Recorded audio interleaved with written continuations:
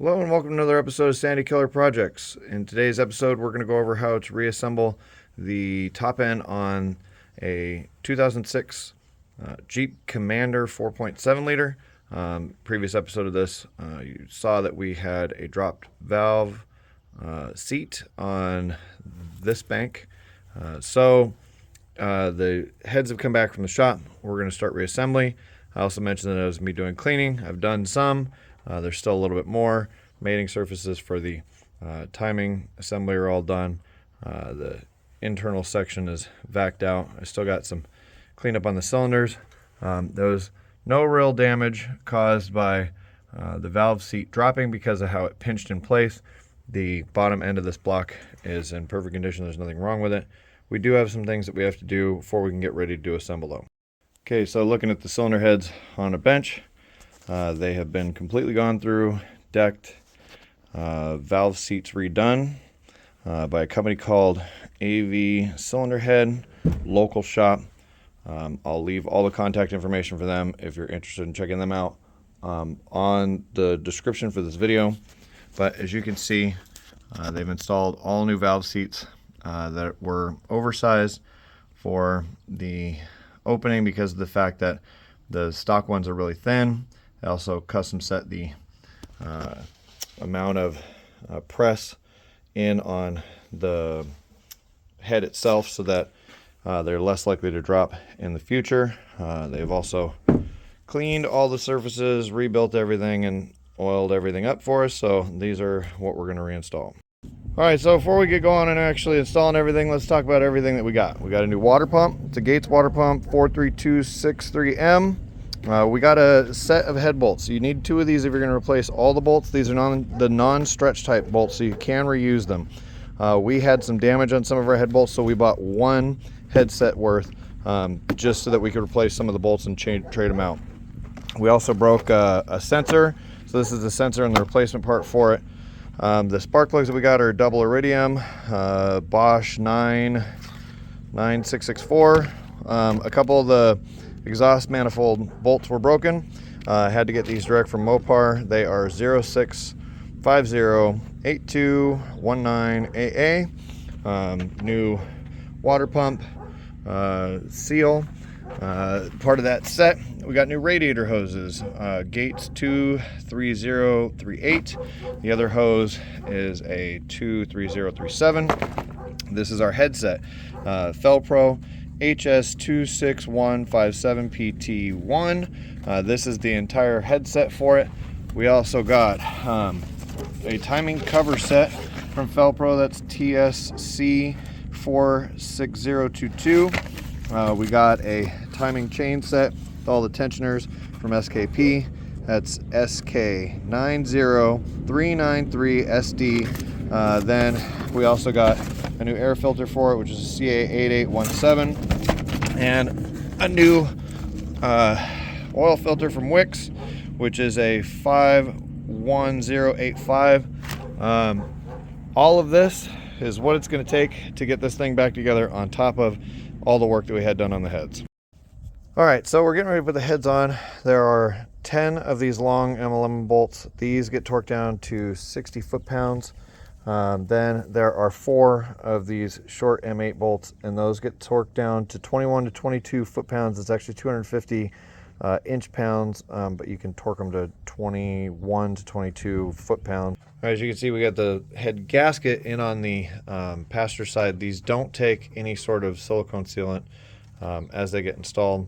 These are a multi-layered set. They're done this way so that you don't have to put silicone into them. It's the more modern design for cylinder head setups. Sometimes in certain types of conditions with these multi-layered ones, you use a little bit of silicone to position them, but because these have these tubes on them, you don't really have to do that. All right, so we have the passenger side cylinder head on and installed. We've torqued them down through all the torque specs. It's completely on and set.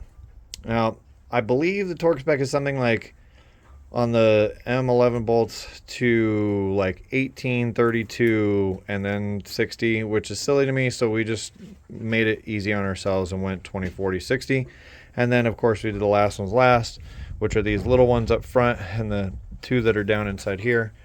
So these front bolts that are M8, these are 10 millimeters each. They go to like 19, 21. It's really small. It's 250 inch pounds. If you have an inch pound wrench, that'll work. Before we put the head in, I have to install this EGR valves. 13 millimeters is the wrench for both of the bolts on this. And torque spec, I don't know. We just went to 20, 30 something, rough, hand tight, nice and snug. There probably is a setting for it, but really it's an EGR valve. It's not super important as to what the torque is. The other part that's interesting that has to go on is there's a ground strap, and the ground strap goes to the back of each one of the heads. As you can see it kind of flexing over on the other end, I have it set onto that side. That's got to go in as soon as you get the heads in position and locked in, so that you don't lose position on the ground strap or get it stuck someplace. It's also kind of crucial because it's also got the ground on it for the computer system that connects to it in the back. So all that's got to go on at the same time. Okay, so the last thing to talk about when it's on the heads is the torque sequence. And it's actually kind of a simple torque sequence. It goes 1, 2 on the very center set of the 10. Then it goes the next one back, 3 on the top, 4, and it goes 5, 6, and it starts over. 7, 8, 9, 10. So once you do all the torque sequences on that and you get it up to 60, it goes 11, 12, 13, 14, and that'll get you through all the bolts on it. And these ones are the 250 inch pounds. All right, so now that we have the heads on, we've been in the process of putting the exhaust manifolds on. Easiest way to access almost all of this is from the front. You can get down to the sides to get to the top bolts, but for the back bolts, it's easier to get along the front all the way back. There are 8 bolts on it. 4 of them are going to take a 13 millimeter wrench. That's because they have little 10 millimeter nuts on the top of them that hold this heat shield in place. There are also 4 of them placed in the middle of here that are 10 millimeter, and they're not going to take anything but that 10 millimeter. The torque setting says they're supposed to go down to 23 foot-pounds, but the goal is to get all of them down and tight, and then just get the nuts that go on the heat shield down and snug. All right, so the point that we're at now, I'm starting to reinstall the timing chain setup, but I put the sensor in for the cam sensor. At this point, we're mocking everything into place, and then we're prepping the gears with the chain to get it lined up. Obviously, this isn't a timing video, so I'm not going to go over all the details of how we're setting everything. But know that most of the bolts for this setup is, in around the 20-pound area. All right, so this is just showing the progression of where we're at. We've got both the individual cam chains in, the main chain in as well, and all of the tensioners in and set. The next thing that we're going to have to do is put the main bolt in and the secondary tensioners and the sprockets on the camshafts. All right, so the point we're at here, everything is on and torqued, and the timing assemblies are all done. Pretty much everything on this is a 15, a 13, or a 10, depending on what mounting point you're mounting up. Everything gets torqued to 20 foot-pounds, except for these bolts on the camshafts themselves get torqued to 90. Fairly straightforward process, as long as you make sure that your L and R are in the correct position. Also making sure that your timing marks are lined up with your timing marks on your primary chain. If you're looking at this, seeing that it's off a little bit as we tensioned up these because they take a lot of pressure, it actually shifted everything a little bit off TDC, which we're aware of it.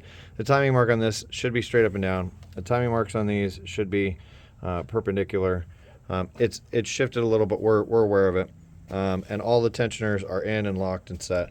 So timing setup is done. All right, so here we have the timing cover bolts back on. Everything on this gets torqued to 40. All the water pump bolts are 40, and the bolts for the timing cover itself are also 40. There is a specific order to how you torque those down.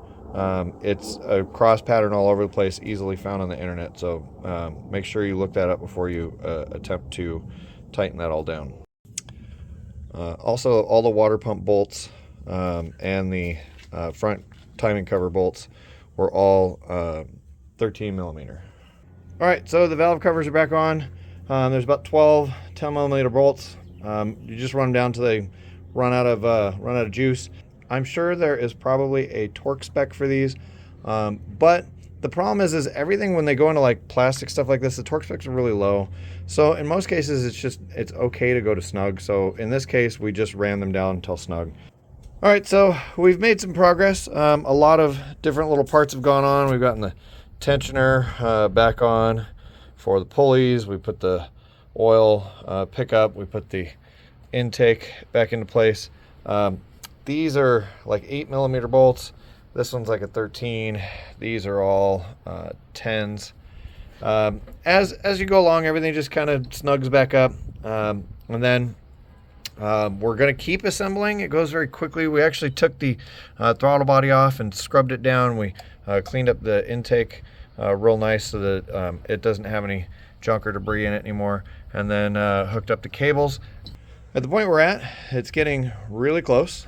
We've got the spark plugs, the coil packs, fuel rail, AC back in place. Still got a few more things to install in the front with the fan and the pulley and the shroud. We still got to get all this electrical stored back out. There's a bar that goes over the engine right here. That's got to go back in.